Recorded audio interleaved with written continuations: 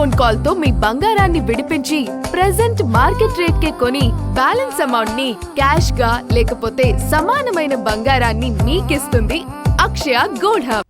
వెనెజువెలాలో విస్తారంగా ఉన్న చమురు నిల్వలను వెలికి తీయడానికి అమెరికా చమురు సంస్థలు ముందుకు రావాలని అధ్యక్షుడు డొనాల్డ్ ట్రంప్ కోరారు. ఆ దేశంలో పెట్టుబడులు పెడితే పూర్తి రక్షణ కల్పిస్తామని భరోసా ఇచ్చారు.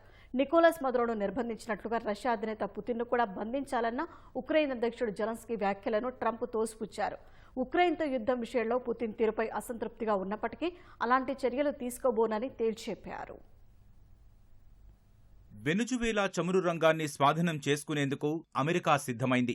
ఈ మేరకు శ్వేతసౌధంలో అమెరికా దిగ్గజ చమురు సంస్థల అధిపతులతో అగ్రరాజ్యం అధ్యక్షుడు డొనాల్డ్ ట్రంప్ చర్చలు జరిపారు. వెనుజువేలా చమురు రంగంలో పెట్టుబడులు పెట్టాలని చమురు సంస్థల అధిపతులను ట్రంప్ కోరారు. ఆ దేశంలో పెట్టుబడులు పెడితే పూర్తి రక్షణ కల్పిస్తామని భరోసా ఇచ్చారు. అందుకోసం వెనుజువేలాతో చర్చించాల్సిన అవసరం లేదని, అమెరికా ప్రభుత్వంతో ఒప్పందం చేసుకుంటే చాలన్నారు. ఆ తర్వాత మీడియాతో మాట్లాడిన ట్రంప్ వెనుజువేలా చమురు రంగాన్ని అమెరికన్ చమురు సంస్థలు ఆధునీకరిస్తాయని వెల్లడించారు. దాదాపు $100 బిలియన్ పెట్టుబడులు పెడతాయని తెలిపారు. వారికి ప్రభుత్వ నిధులు అవసరం లేదని, తాము రక్షణ కల్పిస్తే చాలని ట్రంప్ పేర్కొన్నారు. భారీ చమురు నిల్వలు ఉన్న వెనెజువేలాలో పెట్టుబడులు పెట్టేందుకు అమెరికన్ కంపెనీలకు ఇదో గొప్ప అవకాశమన్నారు. $4 బిలియన్ విలువైన 30 మిలియన్ చమురు బ్యారెళ్లను వెనెజువేలా తమకు అప్పగించిందని ట్రంప్ తెలిపారు.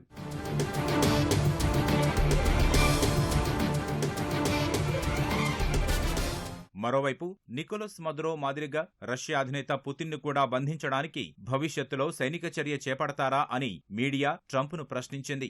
ఎన్నో ఏళ్ల నుంచి పుతిన్తో తనకు మంచి సంబంధాలు ఉన్నాయని పేర్కొన్నారు. ఉక్రెయిన్తో యుద్ధం విషయంలో ఆయన వైఖరితో విసిగిపోయారని అన్నారు. రష్యా ఉక్రెయిన్ యుద్ధం వల్ల చాలా మంది చనిపోయారని ఆందోళన వ్యక్తం చేశారు. తాను ఇప్పటికే 8 యుద్ధాలను ముగించినప్పటికీ రష్యా ఉక్రెయిన్ యుద్ధం మాత్రం ఆపలేకపోతున్నారని తెలిపారు. అది చాలా క్లిష్టమైనదని అన్నారు. పుతిన్పై సైనిక చర్య చేపట్టబోనని ట్రంప్ స్పష్టం చేశారు. అయితే ఉక్రెయిన్తో యుద్ధం ముగింపు విషయమై ఒత్తిడి కొనసాగుతుందని తెలిపారు.